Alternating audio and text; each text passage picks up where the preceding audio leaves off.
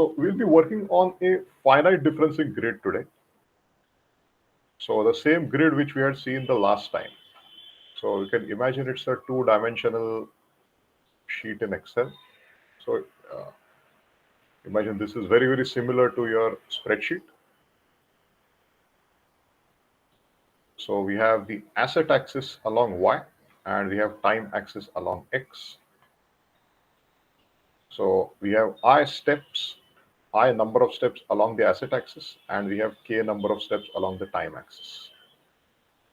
This is 0. This is my time to maturity.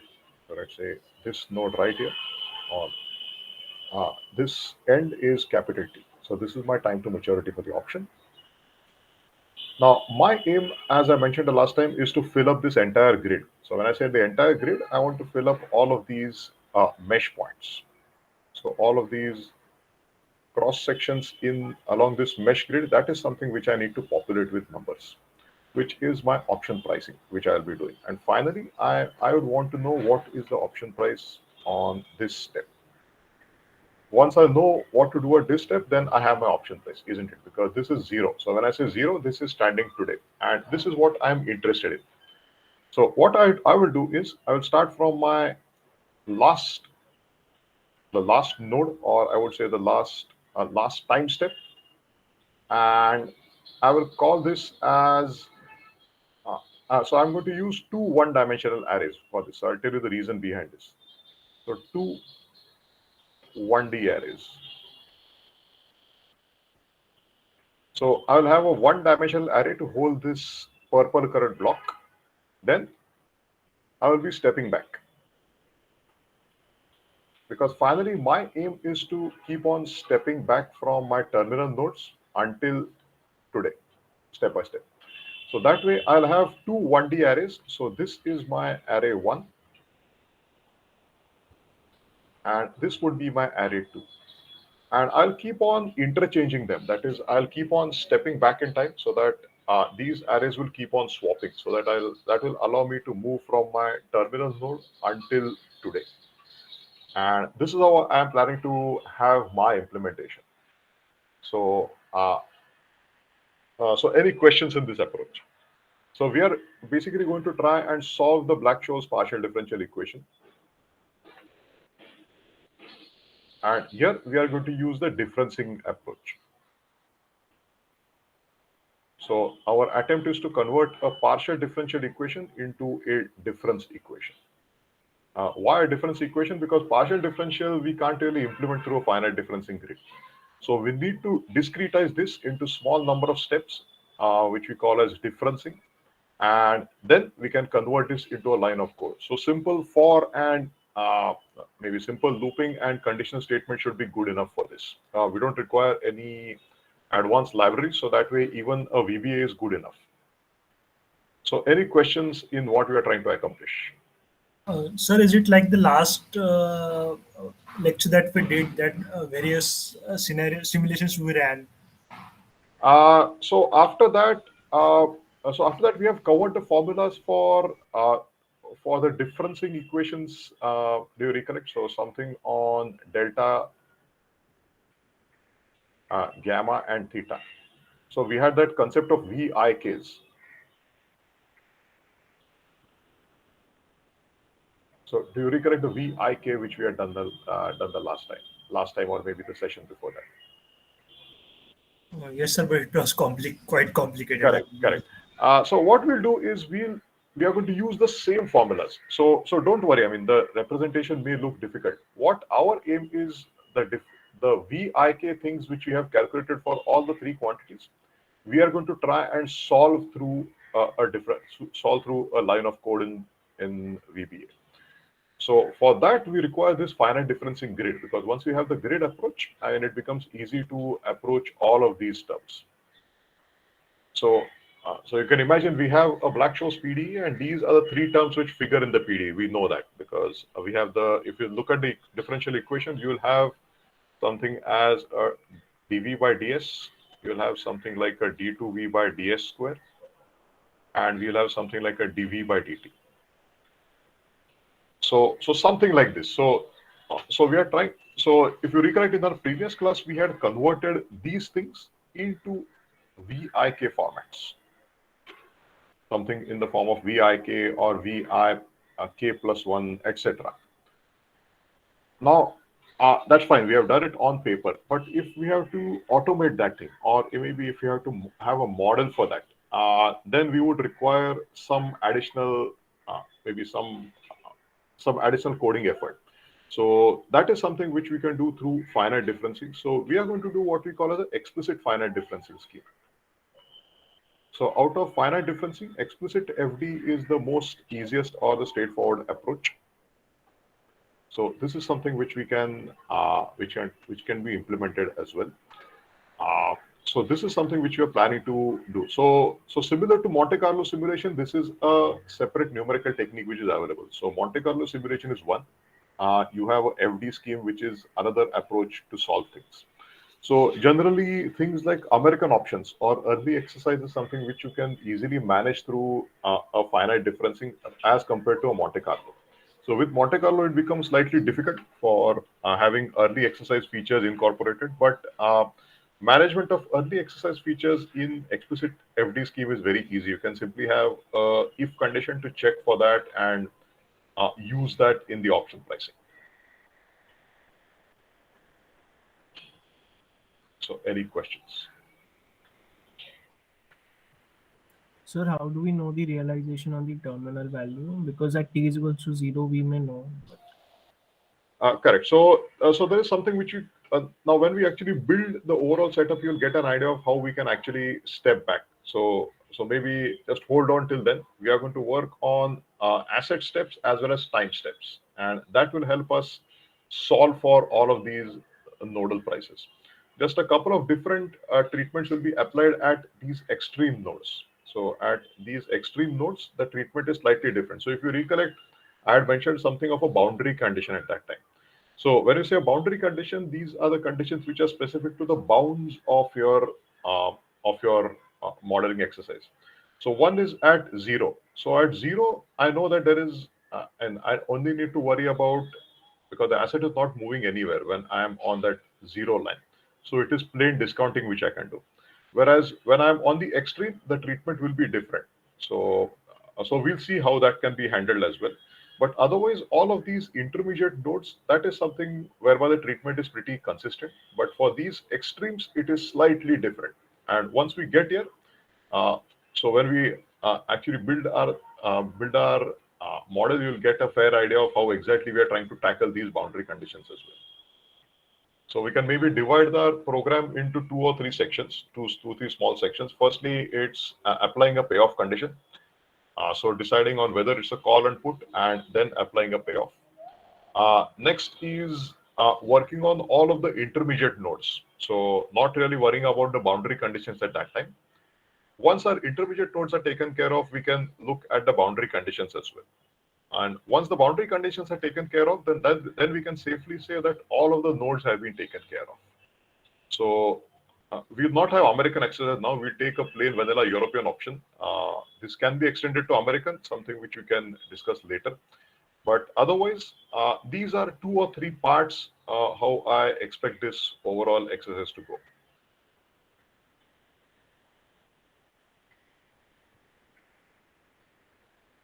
So does that sound okay? Does it sound too complicated?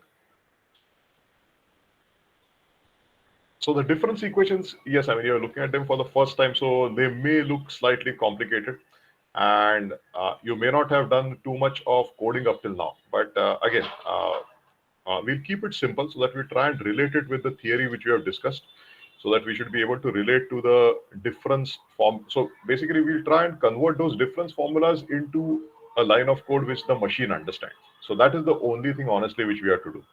If we are able to do that, then our model will understand what is to be done.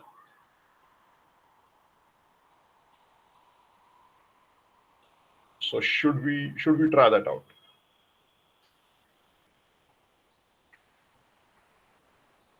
Or another approach is in case you would like to explore some more things on VBA. What we could possibly do is you guys can review some things on VBA. Now, honestly, it's not a very difficult language. So now this is something which I leave it to you guys. Now, do you want to just brush up a few things on VBA and come back in the next class and then we build our model, or would you like to do it now? Because theory is something which we will be similar what we have done the last time. So would you? So what's the majority? And do you want to try it now, or do you want to just brush up a few things and you want me to do the VBA thing the next week? Either ways, I'm fine with So either. next time, like we can revise the topic and then Okay. the other. Okay. So maybe a good resource for VBA is I think VBA for Dummies. This is a decent enough resource. It's pretty easy that way. So that will give you a fair idea on VBA as well. So yes, I mean Python is something which people prefer these days, but many a times there are many applications which can be done through Excel as well. Not every time we need not go in for any advanced scripting, because still there are many systems which are there on what we call as legacy systems. They are still on our Excel platforms. So that way, VBA integrates really well with Excel. So having a decent idea of how to work on that integration, that is something which is very useful. And the integration honestly is not difficult because it's a part of the same Excel software which you work on. And the advantages with VBA, you can actually address individual cells inside your Excel sheet as well, which make things easy. So this is a decent resource. Of course, and there'll be other resources which are available online as well. So something which you can definitely check out. So maybe in the next week, possibly we can try out something on this. Yeah. So today we can actually do something else. So I can just shut down my Excel for now. Just open up presentation for today.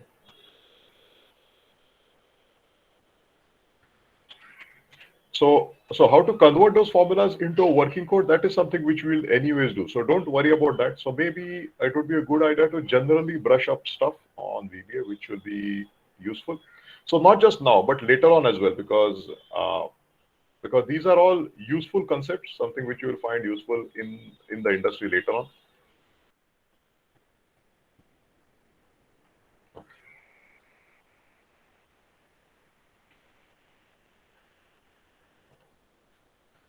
All right. So we have discussed a lot of options. Now let's do something new. So let's discuss some fixed income bits now. So something on bonds and maybe on forward rates as well.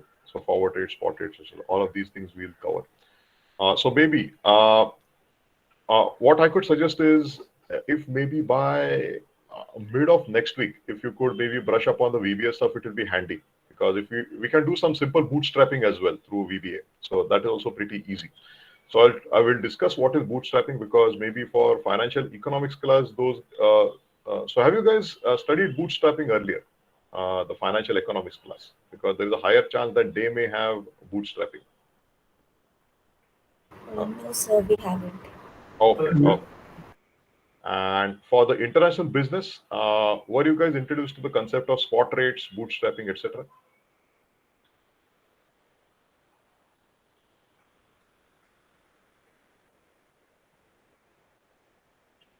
Do we have people from international business as well today? Yes, sir. We Oh, haven't. Yeah. okay, okay. All right, we'll cover that. So we basically assume that, I mean, that has not been covered, so accordingly we can discuss that. No problem. Okay, so just start the presentation.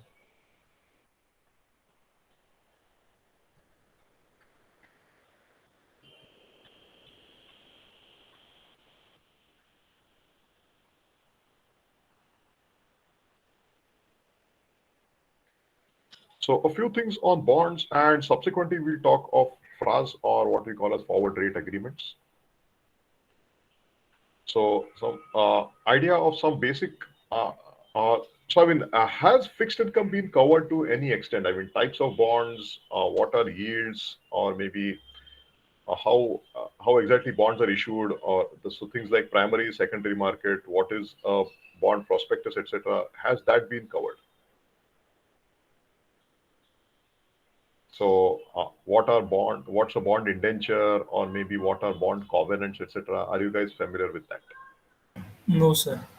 Oh, okay. So wait, let me open up something else, because this basically assumes that you have that background. Because before we get on to anything which is specific, it's always good to know what the product is.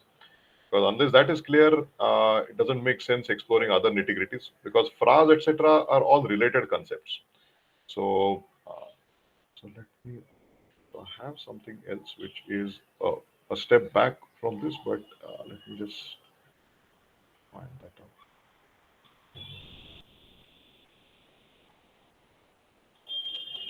Sir, just one question. So, Yeah. in terms of bond option pricing, would it be much easier than say option pricing because bond is relatively easy to price? Yes, yes. Comparatively straightforward, yes. But before we get on to the pricing, it's always good that we have some background on the basic concepts around bonds. So let me just open up something quickly.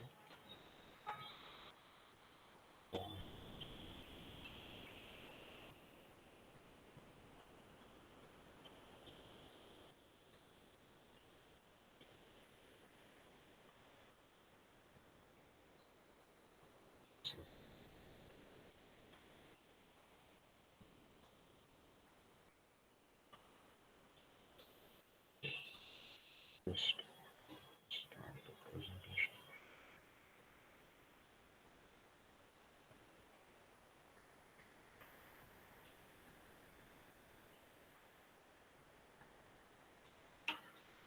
So this is like a building block. So basically, here we not assume that we know anything on fixed income. So it's like a clean slate. We can explore these concepts and then move on to things like spot rates, bootstrapping, etc. So when you say bonds, what exactly comes to your mind? So what are bonds, or maybe any simple examples, or the most simplest example of bond which you can think of?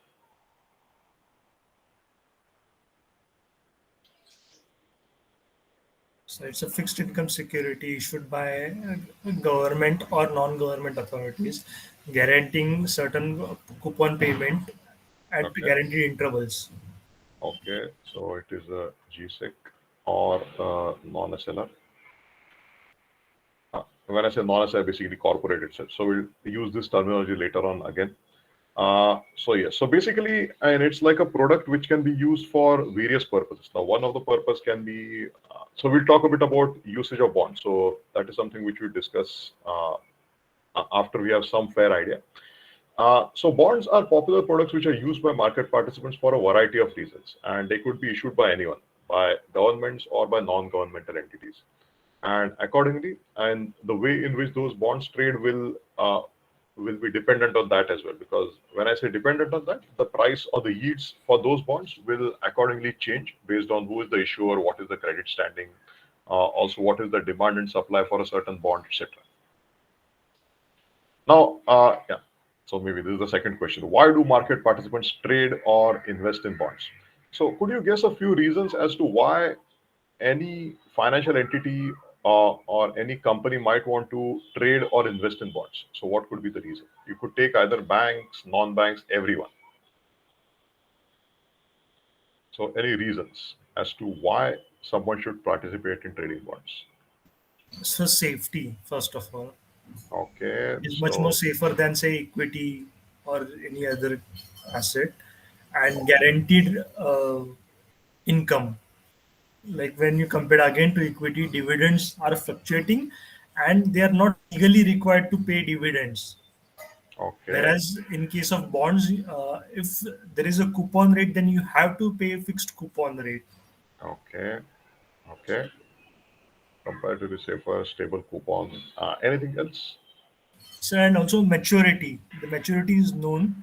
Okay, Sir, so hedging. okay, time horizon is fixed. Hedging. Okay, we'll write it down. We'll discuss.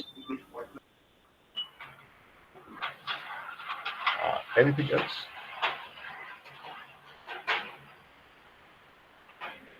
Again, these couple of points we'll discuss. So a couple of assumptions go into this, so we'll discuss this as well. Can I also say regulatory reasons? Because banks are expected to park a certain amount of investments in government securities, which we call from a regulatory requirement perspective. Also, can we use it for trading purpose?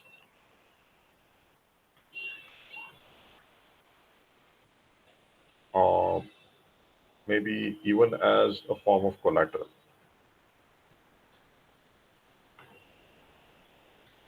Yeah, yeah.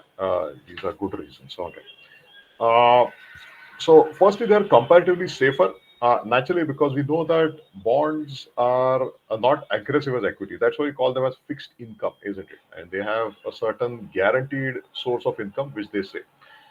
So that's why we call them as a comparatively safer investments. They won't give you as aggressive returns as some other assets, maybe an equity or a hybrid product, but comparatively safer.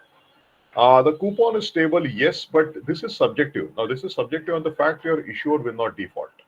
So, if you assume it's a government bond, then yes, you can assume it's a very stable coupon because government won't default on their commitments.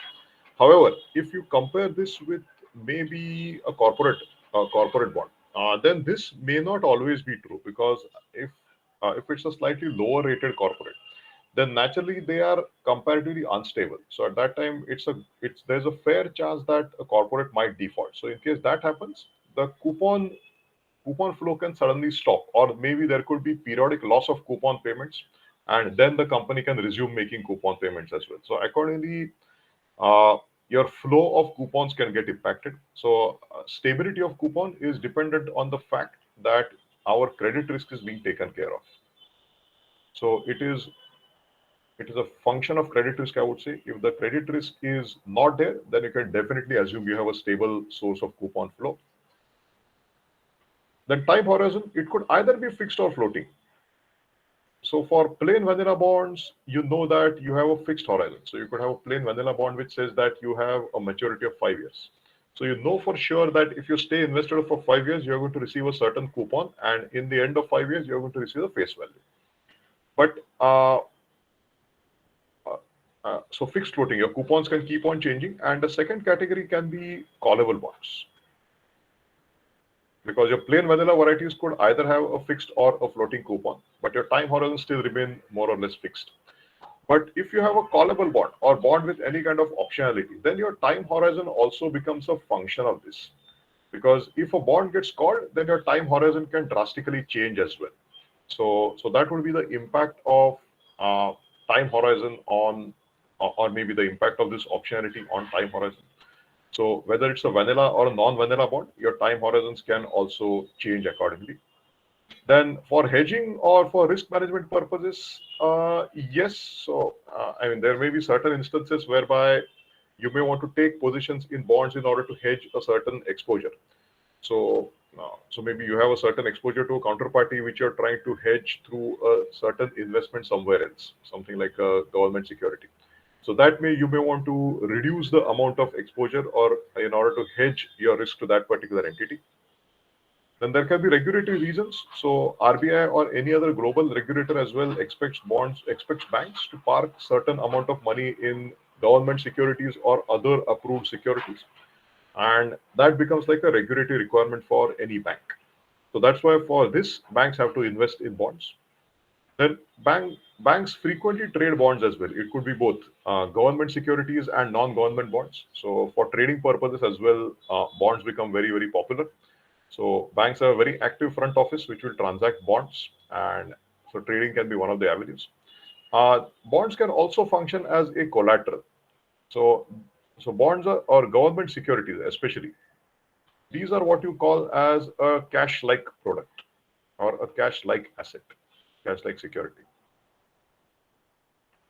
So it's not exactly a cash security because we are not really exchanging cash. But if it's cash-like, because a government bond is very liquid, so that way you can offload the bond quickly if time comes. So that's why we say it is almost like a cash-like product. So government securities are popularly used as collateral for a variety of reasons. One can be, let's say, even a repo transaction whereby I am borrowing money from someone and I'm pledging my assets to them. And at the time of returning, I'm going to repurchase the assets at a certain higher price. So as to basically compensate them for the interest income. So again, that can be used as collateral. So GSEC is happens to be the primary tool whenever it has to be used as a cash-like collateral. If it's cash collateral, then it's easy. Then you have to just transfer cash from your bank account to your counterparty's account, and that is like a cash collateral, something which you frequently use for exposure monitoring. So we'll talk a bit about exposure monitoring and mitigation along the way. So when we talk something on capital adequacy, capital regulations, and subsequently on exposure monitoring, that is when we'll talk of these terms. How do you adjust collateral, etc. But these could be a few reasons as to why market participants might want to trade bonds. So any questions on this?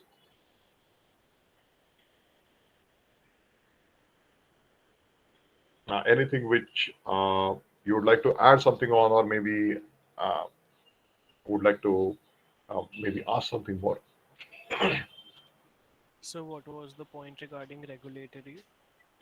So regulatory comes from your regulations like Basel, for example. Basel or any other regulatory guidelines. So regulatory guidelines says that a certain portion of banks' funds have to be parked in treasury securities. And your treasury securities could be treasury bills, treasury notes, treasury bonds. So that way, the RBI or the regulator expects that a certain portion of your income is locked in regulatory instruments. So that is also what we call as a similar to a SLR ratio, isn't it? Statutory liquidity ratio. So SLR is something which you'll see on RBI's website. They'll give you some information on SLR requirements also. So banks are expected to park that much money in government securities, and that is from a regulatory point of view. And that's why banks may want to hold them for regulatory requirements.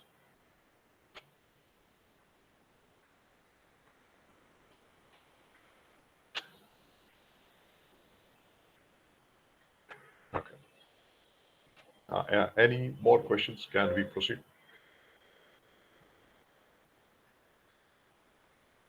Okay.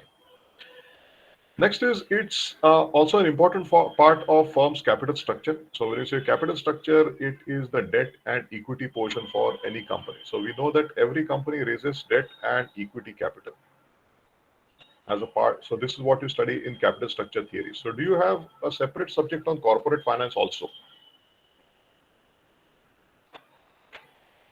So we had, Okay, so at that time, did you guys cover cost of capital? sir, WSEC? Yes. Yes, sir. Okay, so this was for financial economics, right? Yes, sir. So for international business, are you guys familiar with the concept of cost of capital for a company?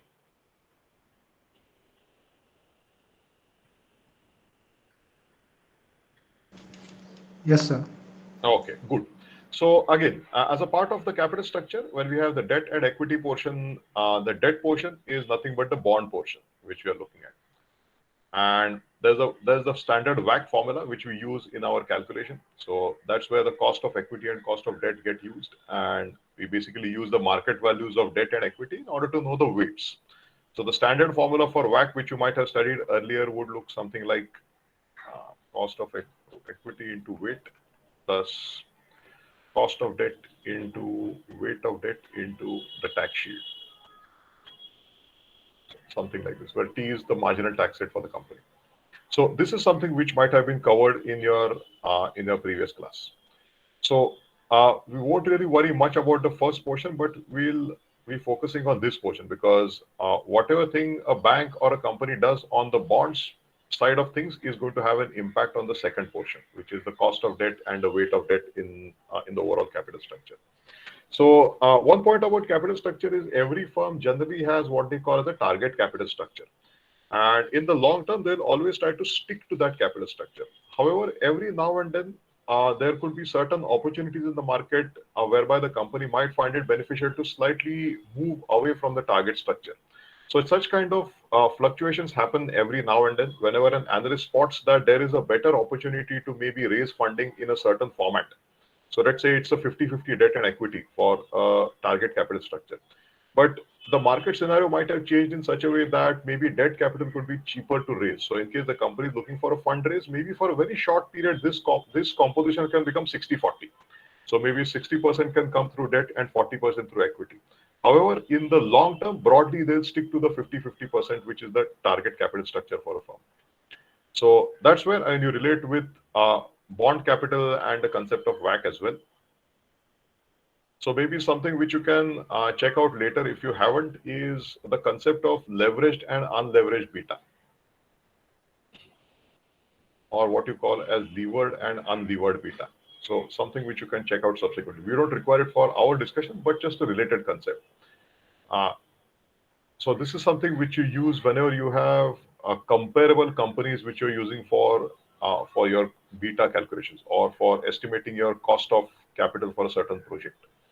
So how to lever and how to unlever a beta, that is something which you can definitely check out, something which will come handy in case you happen to join a corporate finance role later on.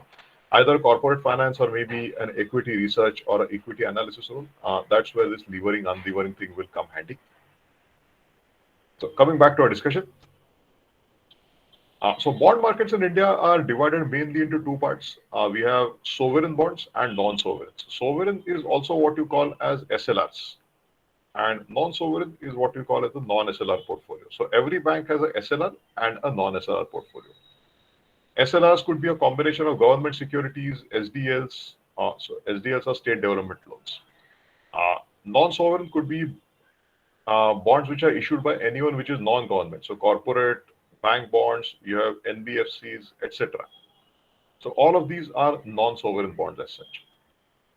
Then time value of money. Now we are familiar with this. So just an idea to relate future value with present value. That's what we call as the basics of TVM, which should be good enough. We are all of us already familiar with that. So we need not get into this. Also, why time value of money is important, because whenever you have to do any kind of compounding or discounting, you require the idea of time value of money.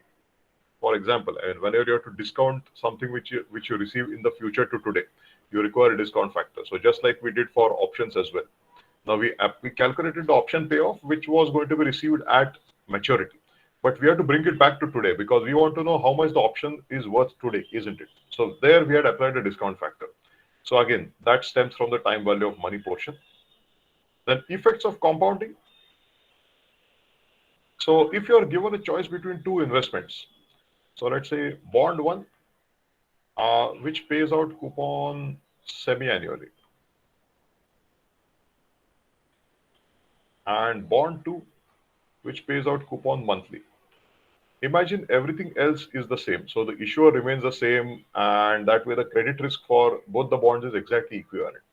So given a choice, would you go in for a bond which pays semi-annual coupons, or would you go in for a bond which pays monthly coupons?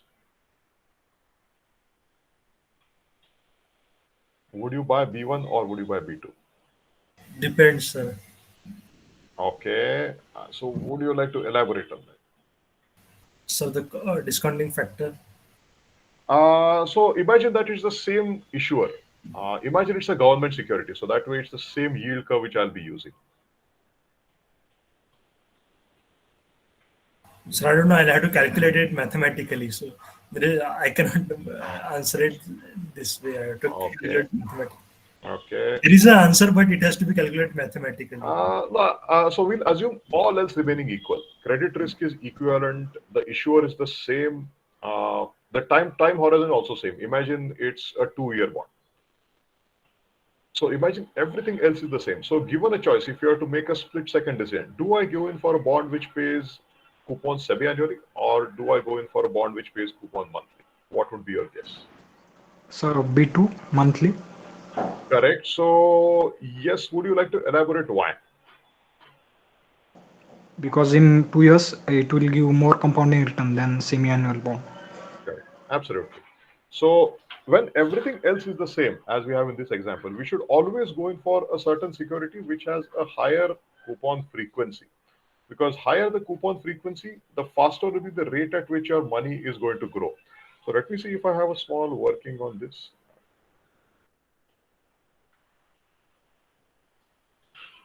Yeah, I have something on this. So let me just switch screen, which will give you an idea of why B2 would be a better option. B2, or in general, any bond which pays coupon at a higher frequency. So again, I've used a simple formula. So here I've adjusted for compounding, etc. So I've taken my initial investment as 100. The rate has taken as 10%, and n is the number of years to maturity, which is assumed as 1 year. Now we have plotted this for different frequencies. I've used just the same formula everywhere. Now, and we have compared the value at maturity everywhere. So here you see there is an increasing trend because my frequency, which is so if you see M stands for my payment frequency. This payment frequency is increasing. So something which is annual, which is just once, versus something which is daily, like daily or continuous compounding as we call it. So that way, I mean, if you see as your frequency increases, your overall corpus at maturity also increases. So the reason behind that is we are using the power of compounding. That is, our money is working harder for itself. Because if you compare our example, when we had a semi-annual coupon paying bond, that basically implies that we have a bond which pays out coupon once every 6 months. So that way, if I have to reinvest the coupon, I have to wait for 6 months because it is only so if I invest today, for the next 6 months, I don't get anything. Imagine the bond has been issued today. So for that 6 months, I cannot reinvest because I don't have a coupon, right? But compare that with bond two, which has a monthly compounding. So whenever you have a monthly coupon payment which happens, then at the end of every month, I have a receipt of coupons which is happening. Now that can get reinvested in the market at whatever is the going market rate. So that way, my money is going to be received at a earlier time. So accordingly, money can get to work faster as well. So that way, it can leverage the power of compounding, and that's why my bond two will give me a higher corpus in the end. So if I assume my time to maturity is 2 years, as shown on the whiteboard, my B2 is expected to fare better as compared to B1. And that is something which you can see through this simple example as well. You're increasing frequency and you also see a rising corpus at maturity. So does this look okay?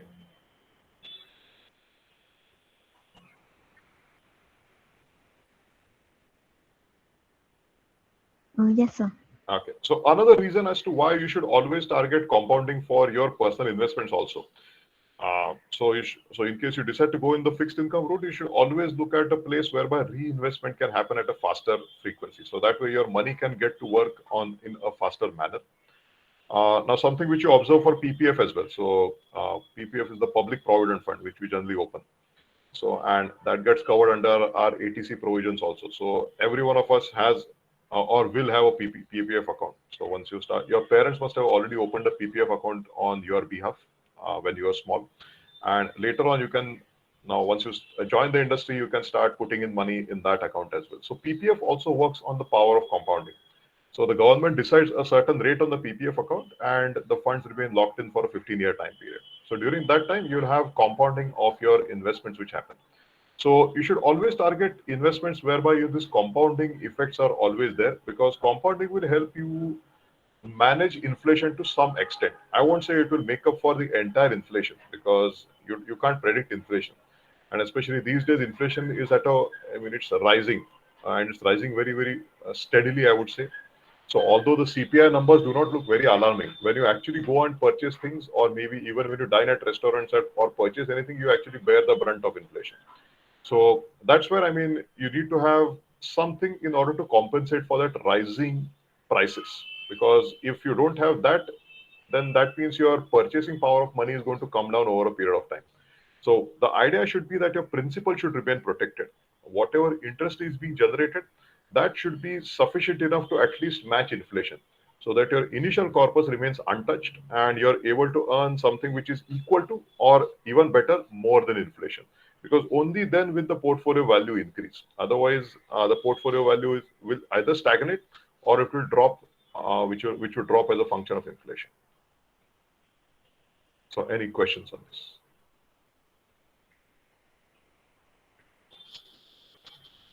Okay. So going back.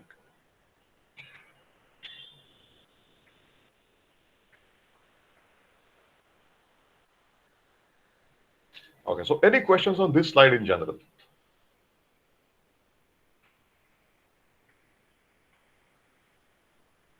Okay, so at that time when you guys calculated WACC, what approach did you use to calculate cost of equity and cost of debt, or were these numbers directly given to you and you had to only plug it into the equation?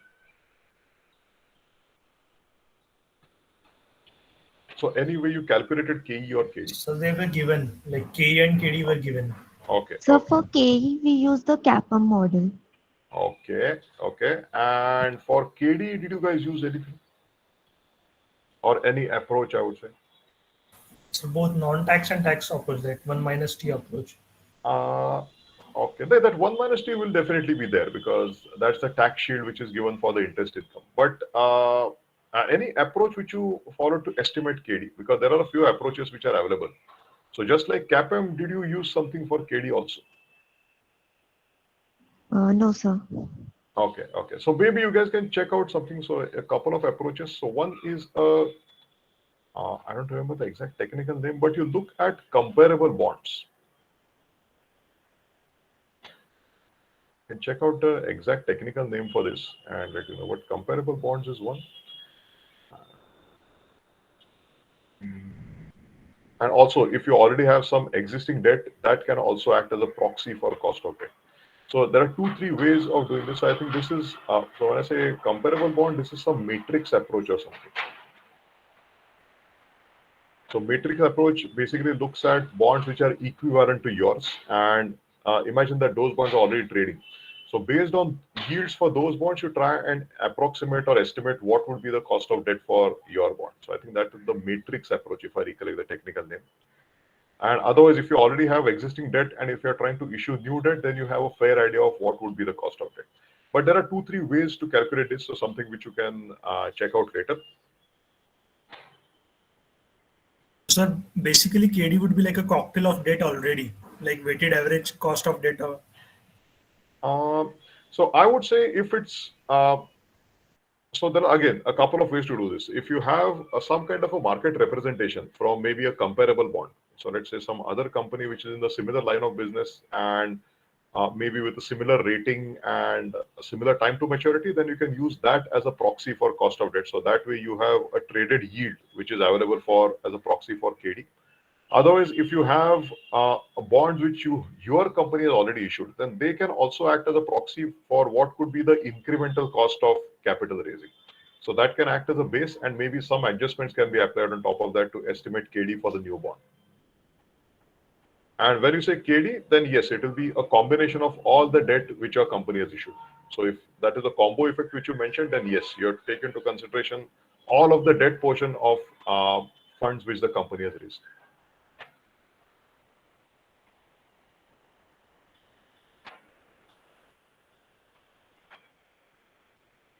Next is classifying bonds based on a few features. So one is based on who the bond issuer is. So you could either have a sovereign government. So when you say sovereign government, you can imagine it's the central or the union government. So various bonds issued by them can be T-bills, T-notes, T-bonds, etc. So anything to do with treasuries, treasury securities, or something to do with the central government ones. Then non-sovereign. So examples of this can be SDLs. So SDL stands for State Development Loans. So SDLs are something which are issued by respective state governments for funding the requirements of that particular state. And although they are not backed by the central government, they are generally assumed to be free of default because state government is not expected to make or they're not expected to default on their commitments. So SDLs, although we classify them as non-government or non-sovereign, they are more or less considered to be pretty stable investments. Then you could have corporate. So when I say corporate, it could be corporate plus bank plus NBFCs, etc. So basically, anyone who is non-government in nature. So anyone who is non-government becomes classified as a part of this category. And you have supranational entities. So certain large global entities. So any supranational entities which you can think of.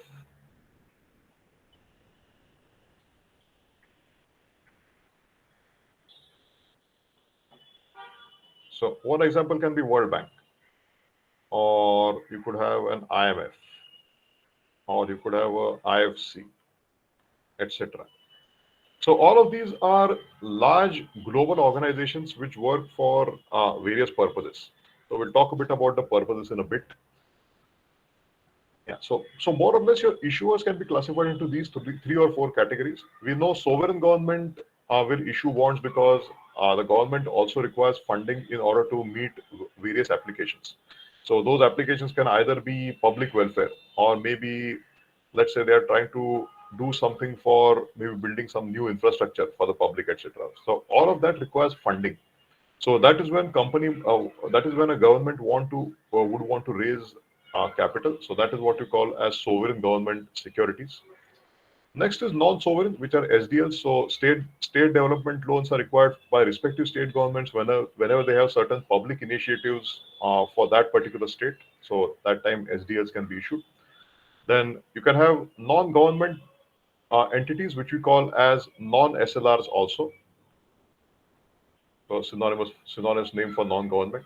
So any company, so let's say Tata Motors issuing a bond, or maybe ICICI Bank issuing a bond, or maybe uh, an Indiabulls finance company issuing a bond. Now these can be classified as maybe corporate bank and NBFC bonds respectively. All of these are private entities, so they're basically non-government in nature. And the idea is they may want to use this bond for funding certain projects, or maybe they may have a new acquisition in mind, whereby they may want to raise some bond capital in order to use those funds for maybe a certain merger or acquisition activity, etc. So that could be a reason as to why such non-government entities might issue bonds. And supranational entities, these are there for various global projects. So one of the examples can be, let's say the World Bank decides that it needs to have certain infrastructure in maybe in some part of Africa. So now Africa is a very large continent. So for a very large continent, naturally it is going to require a significant amount of funding. So whenever you talk from a supranational bond perspective, these quantums are generally huge. So World Bank will raise a very large amount of capital so that they can build infrastructure facilities in certain portion of Africa.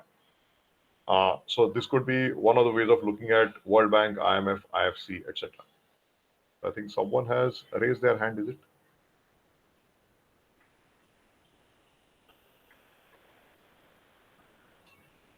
Something in the chat. Uh,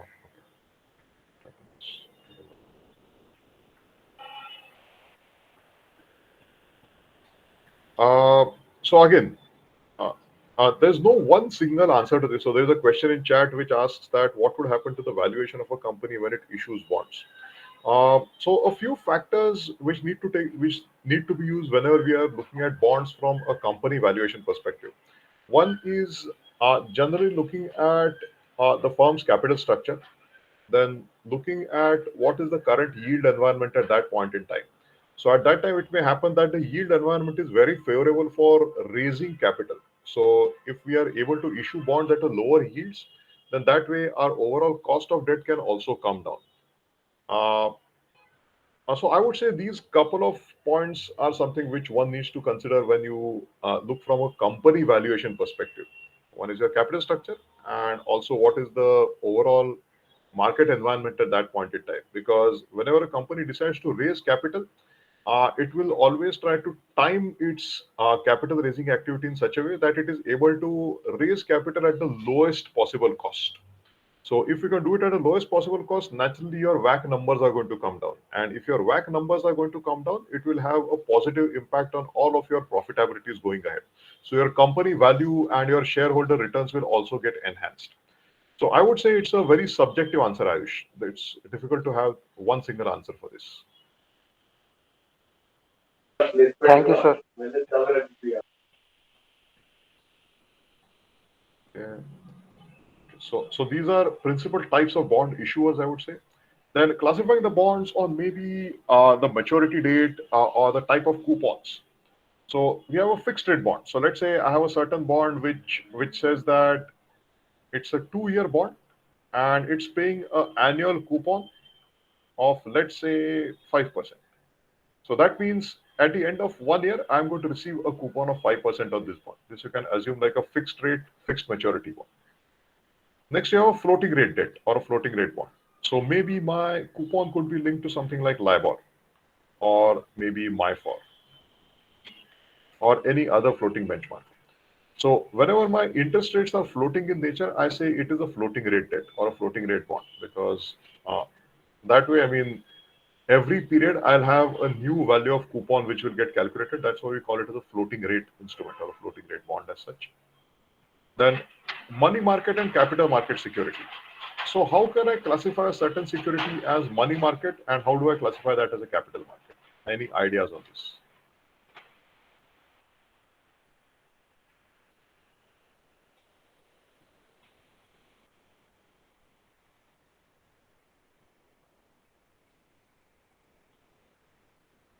So what is that one thing which separates money market and capital market? So the maturity is less than a year for money market Correct, and more than a year for capital market. correct. So securities which have a maturity which is less than 1 year, we classify them as money market, and generally which is greater than 1 year, we classify them as a capital market security. So that way you could have something like maybe a treasury bill which could have a maturity of maybe say 180 days. Whereas you could have a treasury bond which could have a maturity of 20 years. So that way it gets classified into money market and a capital market security. So based on the time frame it changes. Then you have bonds with optionalities. So we'll talk a bit about bonds with optionalities along the way. So this you can imagine is like a hybrid product. So you have a bond plus you have an option. So if you recollect, we have discussed something like this in our previous class. So which was an index linked product. It's like a type of bond with optionality. So index linked product, or what you call as a Nifty link product in India. So index linked product or any other type of callable or puttable bond. So we'll talk about call and put options in some time when we do some basic analysis of bonds. Then we'll talk of issuer call and investor put. So request you to hold on till then.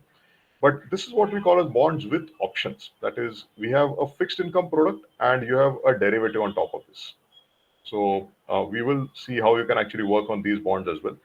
Now, option pricing, this is something which we have covered in our earlier discussions. So it could either be a binomial, Black-Scholes, etc. We also discussed one of the numerical techniques, and in the next week we'll do finite differencing as well. So that way you know how to build an option pricer. So how to do bond pricing, that is something which we cover as a part of this discussion, so that everyone is comfortable as to if you're given a certain bond, how do you price or calculate the MTM for the bond? Because there are various areas whereby bond MTM gets used as well. So we'll talk about that as well. So this is how you may want to classify bonds based on, let's say, the maturity date or the coupon type for the bond. Any questions on this slide?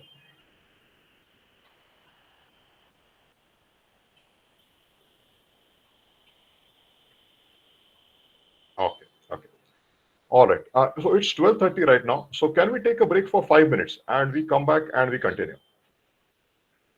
Yes, Yes. sir. Yeah. All right.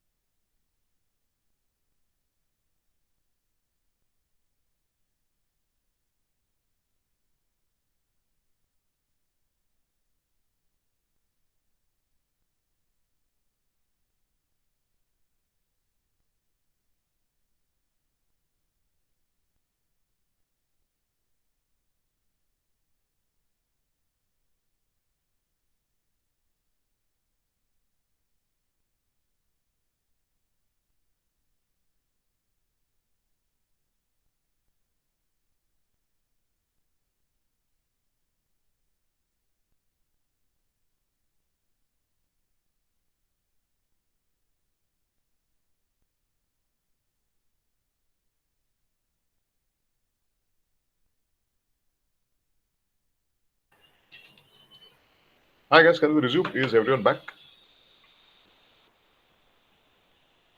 Yes, sir. Okay. Uh, so taking a discussion ahead on a few popular features which you'll observe in bonds. So is everyone familiar with the terminology of trading at par, below and above par? So was this covered in any of your subjects earlier? So how do you interpret these things? No, sir. Okay. So when you say par, you can imagine it's your face value. So let's say my face value is 100, which is most commonly the case. It's either 100 or 1000, but 100 is very, very common. So we'll stick to 100 for now. So whenever you have a bond which is trading exactly at 100 rupees, we say that the bond is trading at par. Now, when the bond is trading at a price which is below 100, it could even be 99.5, or it could be, let's say, 90. All of that still gets classified as below par. So basically, anything which is below 100.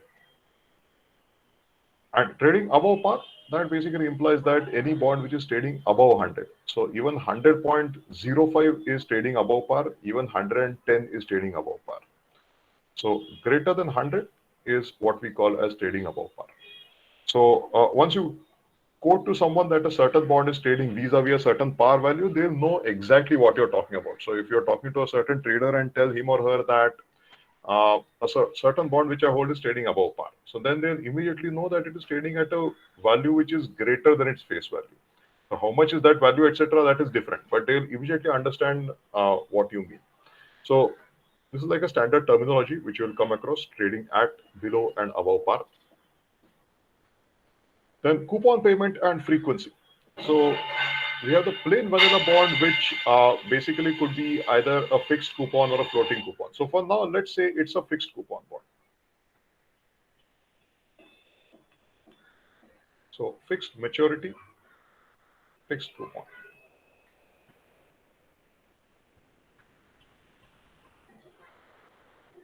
So this is also what we call as a plain vanilla bond. This is the most straightforward or the most basic bond variety which you'll come across, which you call as a plain vanilla variety.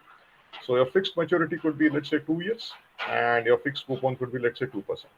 So frequency, etc., that will be set as well. But this is a plain vanilla bond, as we call it. So we spend some time more understanding plain vanilla debt, because this is the most liquid debt of all as well. So you'll find most of the bonds follow the plain vanilla technique. So we'll discuss that.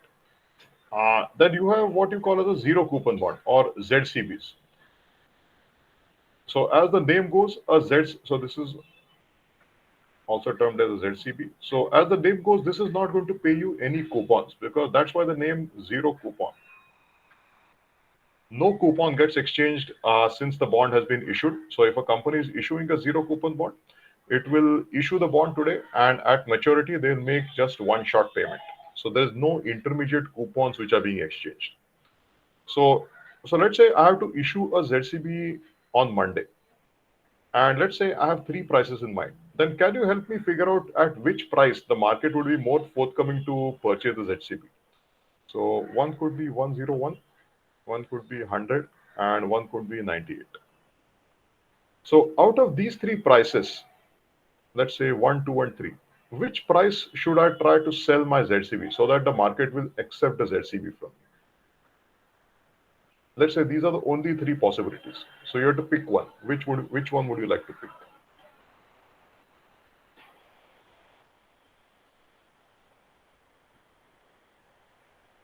It's a ZCB, so you're not going to receive any coupons. So this is like a hint. So now can you try to guess? Third. Okay, so Jaideep says third one. Anyone else? And does anyone feel that second option might be better, or maybe first option might be better as well?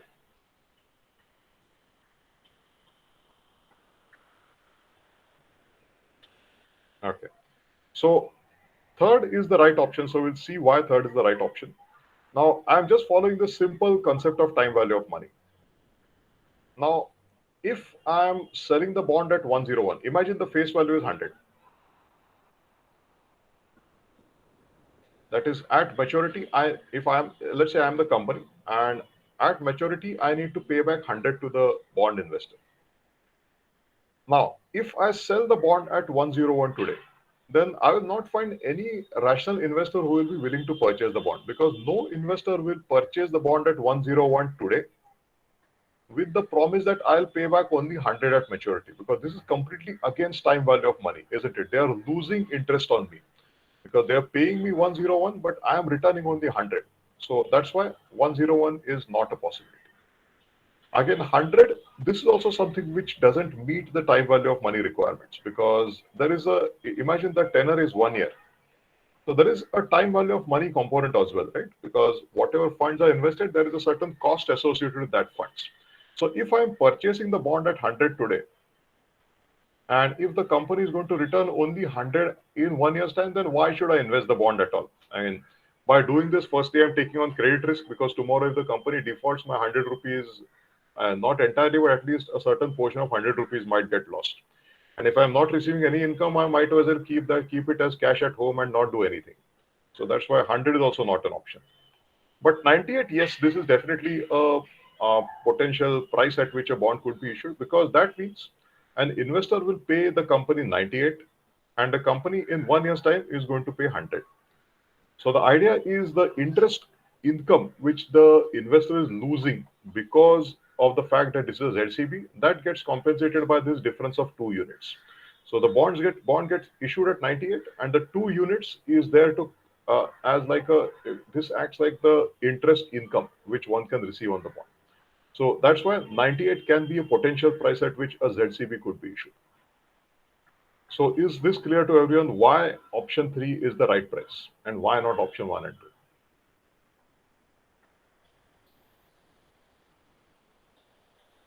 Okay. Then you can have bonds with step up or step down coupons. So comparatively rare varieties, but there may be certain bonds which are this way. So let's say I have a certain bond with a maturity of 1 year, and let's say the frequency of coupons is quarterly. So if it's quarterly, then I have Q1, I have Q2, I have Q3, and I have Q4. So let's say I could start with maybe 1% and 1.5%, 2%, 3%, and so on. So this is what we call as a bonds with coupon step up. Similarly, they can also be bonds with coupon step down, just the other way around. So maybe I could start with 3%, and over time I keep on dropping, etc. So comparatively rare varieties, step up and step down, but otherwise, majorly you're going to observe plain vanilla bonds and a few zero coupon bonds. Now, when I say plain vanilla bonds, you will have a mix of both. In that as well, fixed rate, fixed coupon bonds are much higher in number. Then you have a few issues which are floating rate in nature as well. That is, you have a floating coupon. Both of them will get classified under plain vanilla. Then certain bonds could have no coupons, that is the ZCBs as we call it. Very few bonds could have this step up or step down feature. There could be other bonds based on their optionality bit, something which we'll discuss along the way later on. So bonds with options can be another category. Also, another way to understand bonds is the currency of payments for the bond. So single currency bond, that implies that I am issuing the bond in one currency, and I am also repaying all of the interest and principal payments in the exact same currency. So example can be a Indian government security. So government of India raises money in Indian rupees, and all the coupon and final face value also gets paid out in Indian rupees. So that is what we call as a single currency bond. Next, you have a dual currency bond. So a dual currency bond implies that you raise the funds in one currency and then you repay it in some other currency. Now, dual currency bonds, we don't really have it in India, but maybe in developed markets, this is one of the options available. You can raise it in one currency and all of your periodic interest and the remaining cash flows get paid out in a separate currency. Next could be a currency option bond. So currency option bond basically gives the bond issuer an option between a couple of currencies in order to make repayment on the interest and principal. So maybe the company might issue USD capital, and while repaying, they may decide on, so let's say two options could be given to them. So it could either be a USD or maybe euros. So based on that, they may decide on how exactly they want to make repayments on that particular bond. So this is what we call as a currency option bond. Again, from a volume or a traded volume perspective, single currency bond have They command the highest volume, and they are the most liquid of the varieties as well. In India, we do not have these structured or exotic varieties like dual currency or currency option bonds. But in developed markets like Singapore, Europe, etc., yes, you do have a few issuances. But from a bank's trading perspective, single currency bonds still have single, or so it could either be domestic or foreign currency. But generally, banks will stick to the bonds which have one single currency, and that is something which they generally prefer from their trading or investments point of view. So, any questions on this slide?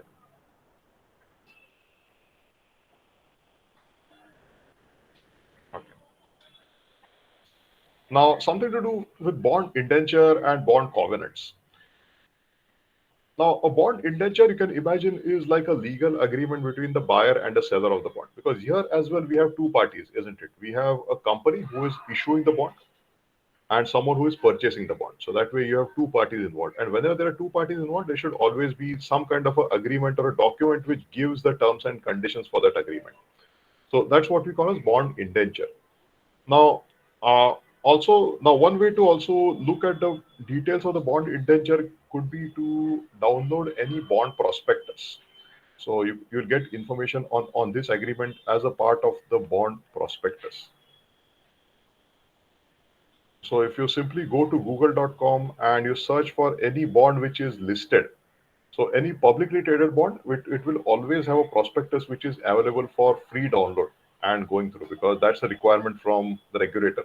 Whenever a company is issuing any publicly traded debt, that bond prospectus has to be published first, and that should be available at all points in time. So you can open up Google and download any bonds or any bond prospectus for a certain bond which is publicly trading, and you'll get a large PDF document. So in that PDF document, you will have various sections. Now, not every section might be of interest to you. So it starts with maybe the information about the company, then also the information about uh, maybe the structure of the company, what are the various lines of businesses, etc. So that will be the first few pages, maybe, because that's an idea of the company marketing itself as well. So why I say marketing? Because the company has to make its bond issuance very, very attractive. So unless the company is able to generate market interest, you will not find too many takers for the bond. So company is going to describe its operations and generally talking a bit about its future plans as well, maybe what it plans to do with that particular bond issuance. Then the next section could be what you call as something which you call as a offering details or offer details. So offer details basically talks about the specifics for the bond. So a few things which you may find in the offer details is what is the term to maturity, what is the coupon, what is the rating, what is the face value, also what is the minimum number of units which one needs to transact, etc. If this is a restriction also. So all of your bond specific details, so specific to that product, or maybe if you want these details, maybe from a pricing or valuation perspective, then offer details is something which is your relevant section to look at. So these things you'll get to see inside your offer details. Subsequently, you also have sections like legal clauses, or in terms of default, what will happen. So basically, is there recourse, no recourse, etc. And some additional sections as well you can generally go through. So depending on which role you're working on, you may have to use different parts of this bond prospectus. So if you end up in, let's say, a valuations or a consulting role, it will be mainly the bond offering or offer details which you'll end up using. But it's always good to have an idea of what all things go inside the bond prospectus, because many a times as a part of your valuation exercise, you may want to know certain specifics for that particular bond. So which you will get to see inside the bond offering document or offer details document. So whenever you do get a chance, I would suggest that browse through Google, download any bonds prospectus which is available, and generally skim through, so that later on when you have to refer to this document, you'll be conversant with what all sections are there, and you know exactly which section to look at. Then you have bond covenants. So covenants are defined like provisions which are defined as a part of this agreement or bond indenture. So covenants can either be positive or negative covenants. So talking of negative covenants, so the idea of negative covenants is to is to basically have some clauses which are there to protect interest of bondholders or investors like you and me who have purchased the bond from the company. Now, this is required because whenever investors are going to invest in a certain bond, they want some kind of safeguards in place so that their investment remains protected, because they are taking a risk when they are lending to a certain company, isn't it? So when I say lending, they are basically investing in the bonds of that company. So bondholders would want some clauses in their favor which are going to protect their investments. So one can be restriction on sale of assets. So point A. So when I say restriction on sale of assets, it may so happen that a company has a certain key asset, which is like the major revenue generator for the company. So imagine that the company is a manufacturing firm, and that manufacturing firm has certain piece of machinery which produces a certain product which is in heavy demand in the market. So let's say that's like the cash cow for the company. So uh, bondholders would want to ensure that that particular piece of machinery, which we are classifying that as an asset, that should remain with the company during the time the bond has been issued. That is, let's say the bond has a total life of 5 years. Then the investors will expect that for the next 5 years, the company cannot sell off that particular key set of asset, because then the investors worry that if that asset is sold off, and if the company is unable to produce that product which is in heavy demand, which is their main revenue generator, then then the company may be short of cash and they may not have ample funds to repay the interest and principal payments to the investors. So that way, restriction on sale of assets can be placed. Second can be restrictions on raising additional capital. So this has to do something with the seniority of your capital. So, as a part of your corporate finance, do you guys have, I mean, was this discussed, and what is the seniority of various capital sources which the company raises? So, equity, debt, etc. So, how do you decide on the priority? So, was this covered as well? No, sir. Okay. So, seniority, this is something which is required whenever we talk from a company's liquidation perspective. So, in case a company has to go in the liquidation route, then we require a certain way to address all of the stakeholders. So, that's where seniority of the instruments is looked at. So, bondholders have the highest seniority. So, tomorrow, if the company files for bankruptcy and if it has to go for liquidation, then firstly, the bondholders' requirements or investments are satisfied. Once the bondholders are satisfied, then you go on to equity and any uh, other stakeholders which are there. So that way, bonds have the highest seniority. Now, even within bonds, you have different levels of seniority. So let's say there is a bond one which the company is issuing now, and at the moment it has the highest seniority. So let's say the current bondholders to whom this the company is pitching, they are going to be purchasing B1. So this basically implies that the current investors who are going to purchase this bond have the highest seniority. So they have highest priority. So tomorrow, if the company files for bankruptcy, uh, that basically implies that bondholders in the B1 category are going to get serviced first. Now, these bondholders in B1 know that the company has a potential to raise more bond capital going ahead. So if that happens, let's say the company decides to issue a bond by the name of, let's say, B2 going forward. Then the current investors, what they would want is, let's say this B1 has a total tenor of maybe 2 years. So the current investors will say that for the next 2 years, you can raise capital in the bond form. However, that capital should not be more senior than us. That is, bond B2 should not be of a higher seniority as compared to bond B1, because the current investors are concerned that if the company issues a certain bond which is of a higher seniority than their bonds, and if the company has to go in for liquidation, then that is the new bond B2 which will be serviced first, and only what remains after that will be there for servicing B1. So that's why uh, investors may say that for the next 2 years, you may raise bond capital, but we won't allow you to raise capital which is higher than our seniority. So that's restriction on on raising additional capital. So any questions on the negative column? So I have listed only two. There can be a few more, but these are the most popular ones. So any questions on this?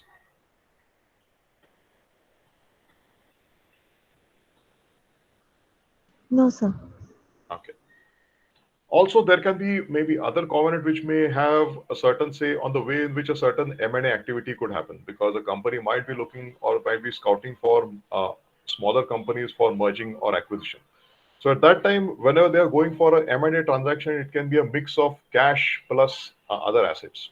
So at that time as well, bondholders might place a restriction saying that although you may go in for acquisition, our seniority or our rights should not be impacted.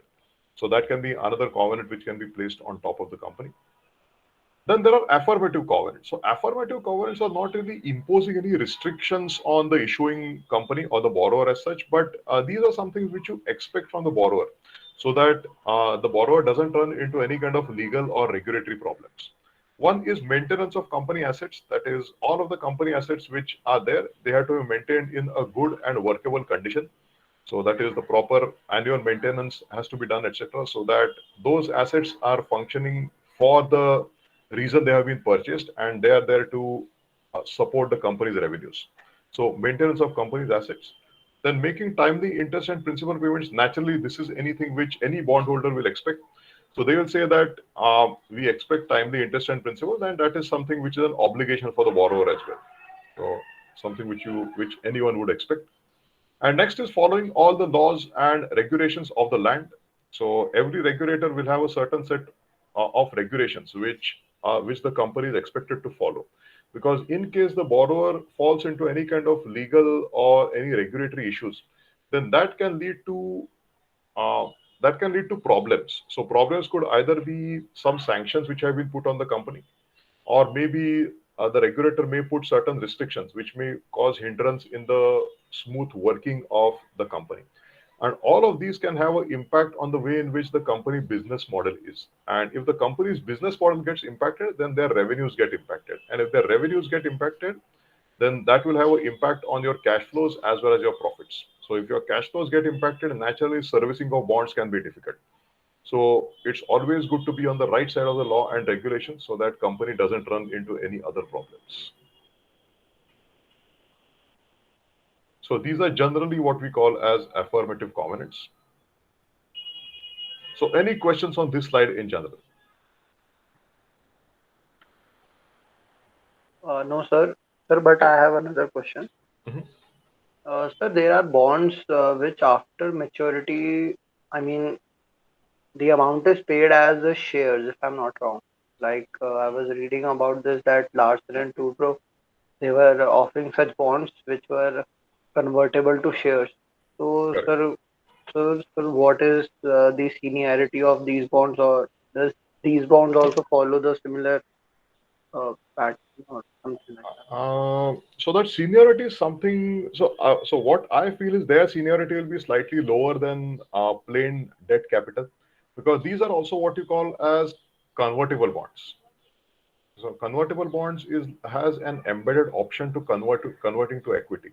So generally, I would expect that the convertible bonds has a slightly lower seniority as compared to plain bonds, because there is option to convert to equity. Uh, so many times now, I mean, when you say convertible bonds, you do not have to wait until bond expiry in order to convert. So as a part of the conversion option, or because of the way in which the bond is structured, at if a certain condition gets met, then the investors have a chance to convert into common equity. So that can be done during the life of the bond as well. And if you don't decide to convert it into equity, then finally at maturity your bond face value gets paid out. So that's like a general structure for any convertible bond. But from a seniority perspective, I expect that plain vanilla or non or option free bonds, they will have a higher seniority as compared to convertible debt. That's because convertible debt have an equity component embedded in them. So naturally their seniority has to be slightly lower as compared to plain vanilla bonds.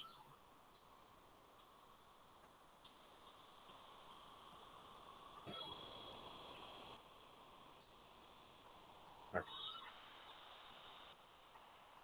Now, some additional classification for bonds. You have domestic bonds. So these are the bonds which are issued by firm which is domiciled in one country and is traded in that country's currency only. So one example can be maybe INR bonds. So INR bonds which are issued by the RBI, they will trade in INR rupees only. So maybe example of domestic bonds.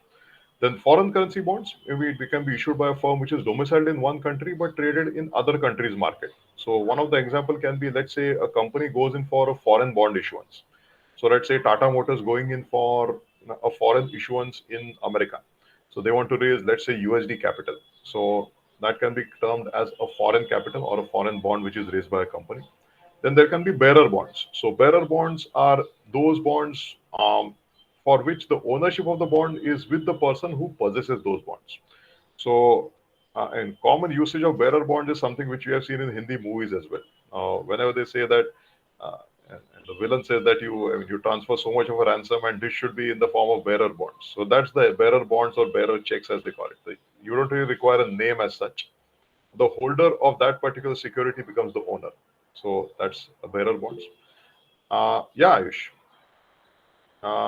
Sorry, sir. That was my mistake. Okay, okay, no problem. Then there can be euro bonds as well. So euro bonds could be issued by a company which is domiciled in one country but denominated in some other country's currency and trading in some third country. So maybe you could have maybe a Chinese company which is maybe issuing bonds which are denominated in, let's say, Japanese yen, and those bonds are trading outside markets of Japan. So that's what we call as a euro bonds as such. So these are generally some additional classifications which you'll see across bonds. There may be a few other varieties, I'm sure, but these are the most common ones. But I would say from the volume of trading perspective, the domestic bonds carry the highest liquidity. Next comes your foreign bonds. Bearer bonds, I mean, they are there, but not really from a trading perspective. I would say maybe from an investment perspective, yes. And euro bonds, the volume is comparatively lower and very fewer in number as compared to domestic and foreign. So unless you specifically join a certain company which specifically transacts in foreign debt and that too has a large network globally, they may not be interested in euro bonds as such. But otherwise, domestic and foreign. So I would say domestic bonds. This will be the majority of the portion of your work. So in case you happen to join a fixed income desk, then I expect that you would spend most of the time working on domestic debt and maybe some portion of foreign bonds as and when the case may be. Now, a few important provisions which get into any bond indenture. So now a few sections, as I mentioned. So your issuer description, so the name of the company, what is the line of the business of the company, etc. Then there is something called as a SPV, which we call as a special purpose vehicle or a special purpose entity. So we'll talk a bit about SPVs and SPEs when we talk of asset securitization. So when we understand the process, how do you create securitized assets, something like a mortgage-backed asset or asset-backed security? That is something. So at that time, we'll spend some time understanding SPV or SPE. So request you to hold on till then. But in general, issuer description should give the entire information about the company or that particular entity which is issuing the bond. Then source of repayment. So how exactly that issuer is planning to repay on the bonds. So if it is sovereign bonds, we know that it is tax receipts. So whenever government of India raises bond capital, it is going to use the tax receipts from the Indian citizens in order to make repayments on their bond commitments. And for corporate bonds, this could be on a certain line of business. So let's say a certain company is into manufacturing of automobiles. Then through the sale of automobiles, whatever cash gets generated, those funds are going to be used in order to make repayments on the bonds. So that's your source of repayment. That clarity has to be there because otherwise investors would not know exactly how the company is planning to repay their investments. That is how the company is planning to pay interest and principal to them. Then secured and unsecured bonds. So secured and unsecured have to do something on claim on the assets of the company. So other term for this is with and without recourse. So the legal term for this.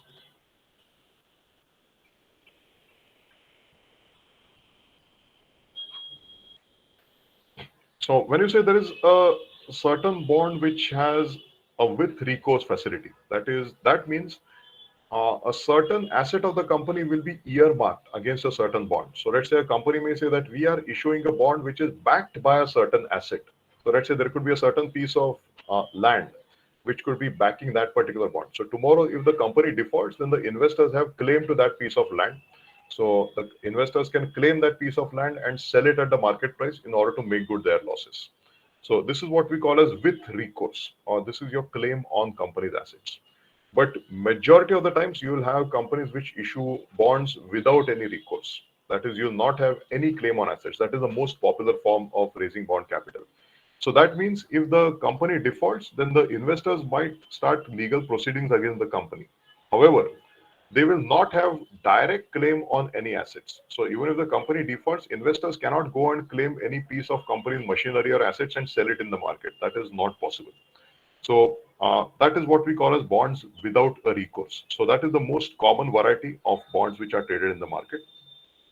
Then generally relating the claim on assets, that is with or without recourse, with the yield demanded by investors. So generally, the bonds which have some kind of a recourse or which have an asset which is earmarked for that particular bond, the yield demanded by the investors will be lower, because then the investors know that uh, their risk is being taken care of. Because if the company defaults, then the investor know that this XYZ asset is earmarked. So I have a legal right to that asset. We can procure that asset and it will be sold in the market to make good the losses. So yield demanded by investors whenever there is a with recourse feature will be lower.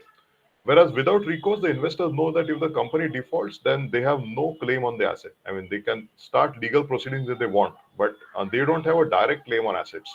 So at that time, they are going to demand a higher yield on that particular bond without recourse. So this is how one can classify between secured and unsecured bonds. Then securitized products, we'll talk about this in detail in our next class when we talk of what is a mortgage-backed security or what is an asset-backed security. So have you heard these terms before, MBS or ABS? So have you seen any movies whereby MBS or ABS securities might have been brought up?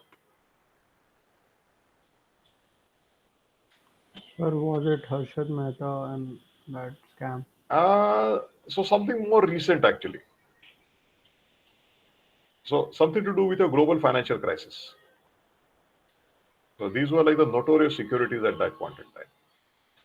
So a couple of good movies, something which you can watch on the weekend. I'm sure they'll be available on YouTube as well. Uh, what is Margin Call? Other is, I think, The Big Short. And just a result of all this, you have another movie, Too Big to Fail.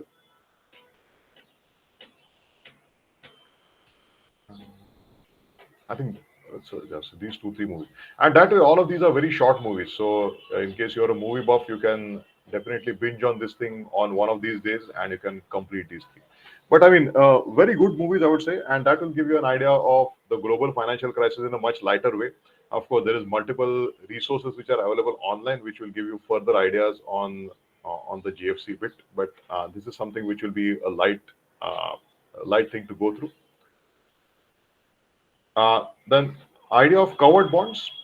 So again, this is something which we'll hold on for now because I would like to introduce you to ABS and MBS, and then maybe we can talk about this because the idea of getting your assets off the firm's books. So that is something which we'll talk about when we talk from the ABS or MBS perspective. So this is one important point which will help us understand this thing. So at that time, we'll talk a bit on covered bonds. So request you to hold on till then. Then there are credit enhancements or credit or measures which we do for make this bond issuance more appealing to the investor. Because finally, this is like a marketing push for any company, isn't it? Now we are trying to sell a certain asset to the investor, and for that you need to make the asset as attractive as possible. Because the more attractive the asset is, higher would be the demand for that asset, and there is a greater chance that the investor will subscribe to the bond issue, or they may want to hold your bonds in their portfolio. So companies always go in for a few credit enhancements in order to improve the overall, uh, maybe overall look and feel of their bond, I would say, in a very simple manner. So there are a few internal measures. One could be cash reserves. So cash reserves basically implies that the company says that we have certain X amount of cash which has been earmarked for this particular bond issuance. So that basically implies that if something goes wrong, the investors know that the company can tap into that pool of cash and that can be used to make good their commitments. Then there is an excess spread account. So excess spread account generally happens whenever you have a pooling of securities. So what do I mean by pooling of securities is, now let's say I am a bank, and imagine that I have a very large home loan portfolio. So let's say this is my home loan pool, and I have a borrower one, I have a borrower two, borrower three, and so on up till borrower n. So I have n number of borrowers to whom I have done my loan advancement. That is, I have given home loans to n number of people. Now, each of these will be of different tenors, different maturities, etc. So what I can do is I can do a weighted average calculation of these numbers, and I can come with a weighted average requirement on this. So let's say the weighted average yield on this comes out to be maybe 8%. Just imagine. So as a part of excess spread account, now the company will do this calculation internally. They come up with an 8% number, and let's say they are pretty confident about this 8%. So as a part of excess spread account feature, what they do is they know that their underlying pool is generating 8%. So whatever bonds are dependent on this underlying pool, so that is they are going to use this 8% in order to make good their commitments to their new bondholders. So they will promise their new bondholders only 6%. So that is, they'll say that for a certain bond which you are issuing, we'll pay you 6% return. That is, they're keeping a cushioning of 2%. Now, the idea behind cushioning is even if there are any defaults which are happening in the loan pool, which is the asset for the bank, that still has this margin of 2%, or this particular cushioning is available, so that the bank doesn't have to default on its commitment of 6%. So that's why you always keep this excess spread in place, so that even if something goes wrong, you still have some room for accommodating that. Next, you have tranching of securities. I request you to hold on to this again when we talk of asset securitization. So a few things which you have to do for asset securitization: understanding the process, understanding SPVs, SPEs, then what are ABS, MBS securities, what is tranching of securities, and how exactly you can offload securities from the market. So that is something which we'll cover in the next class when we talk of asset securitization. So at that time, tranching is also something we'll talk about. Then there are external credit measures as well. So there can be bank guarantees. So a company may say that we have a certain bank with whom we have an agreement. So bank guarantee, or a BG as we call it, it basically implies that if the company defaults, then the bank is there to make good the bond payments. And next, there are surety bonds. So surety bonds are very similar to bank guarantees. Only thing is, surety bonds are something which will be issued by, or which will be backed by, insurance firms. So a bank will have a contract with the insurance company saying that if they default on their commitments of bonds, then the insurance company is there to make good any kind of shortfalls. So generally, these are there to increase the attractiveness of the bond issue. And once that happens, the investor might be more forthcoming to purchase that particular bond. There may be other enhancements, I'm sure, but these are the ones which are most popular. So any questions on this? Securitization request you to hold on. We'll talk about SPVs, etc. in our next class. But other than that, any questions? All right.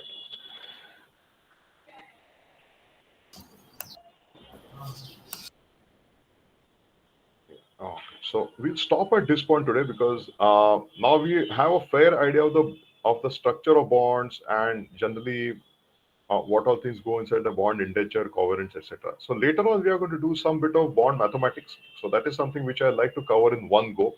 So that is something which we'll cover in the next class. So idea of yields, spreads, interpolations, etc. That is something which we'll cover in our class on Monday. So before we leave, can I take the attendance? So we are just 24 of us. So I can just quickly go through the list. So rather than doing the entire attendance thing, we can keep it short. So only those who are present, I'll mark you guys. Others will be automatically be absent. Let me just open up the attendance sheet.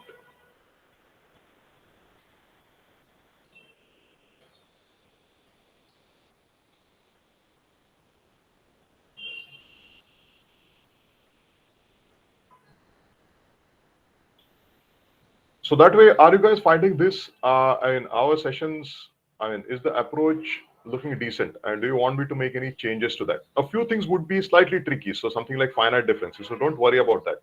But in general, do you expect any large scale changes to be made, or is this pretty manageable? It's manageable, sir. Okay, okay. So wherever you feel it's difficult, feel free to let me know. We'll try and simplify that much part. So, so please let me know. We can accordingly make changes. Okay, sir. Okay, so can we have people from financial economics? So I'll just mark you guys directly. So Diksha Chauhan is present. So Diksha Chauhan is present. Is Ali present today? I did not see Ali's name. Okay, so just a second. Let me just open up the participants, so that will be easy for me to see. Okay, so Ayushi is also present. Ayushi is present. Jerry Chabra is present. Manvi is present. Manvi is present as well. Okay. Next we have Mansimran is present. Kriti is present. Sharanya is present.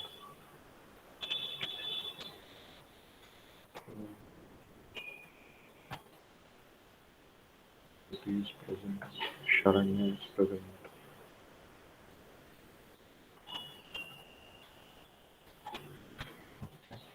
Uh, Ayush is present. Ayushi is present. Gaurav Kadam is present. So, Ayush is present. Gaurav Kadam is present. Ayushi is Ayushi K is present as well. K Ayushi is present.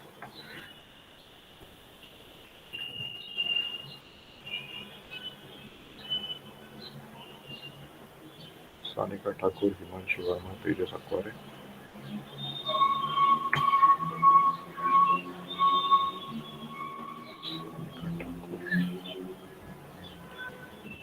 Tejas Akware. Uh, Someshwar Verma, Jaideep Saini.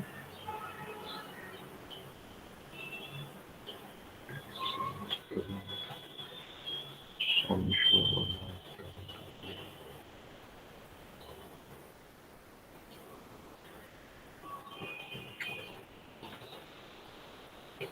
Achal Jain is present. Ruma Keshri is present.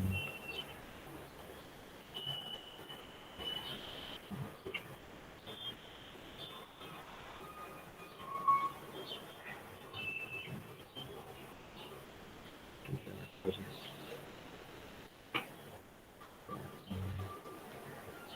Sarvesh Pratik. Akash. Sarvesh Pratik Akash. Sir, can we leave? Yes, so just give me a second. I'm almost done. So give me a minute.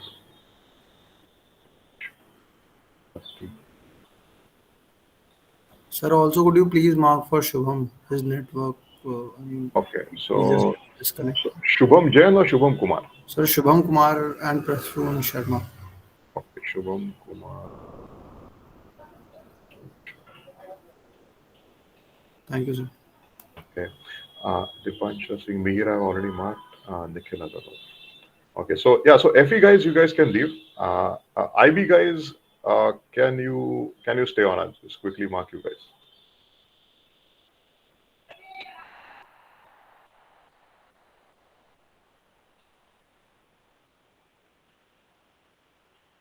Okay, okay, so So Anjali present.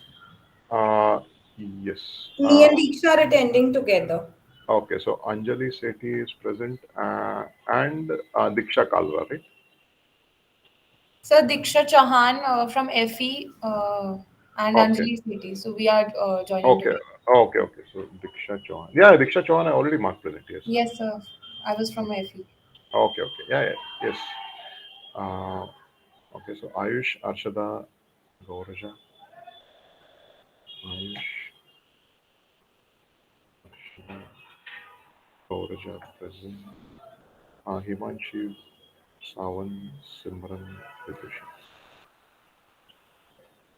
I think both the Himanshis are present.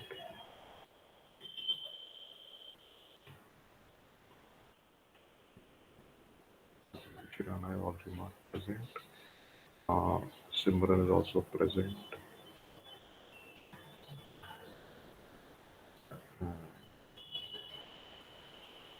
Sawan.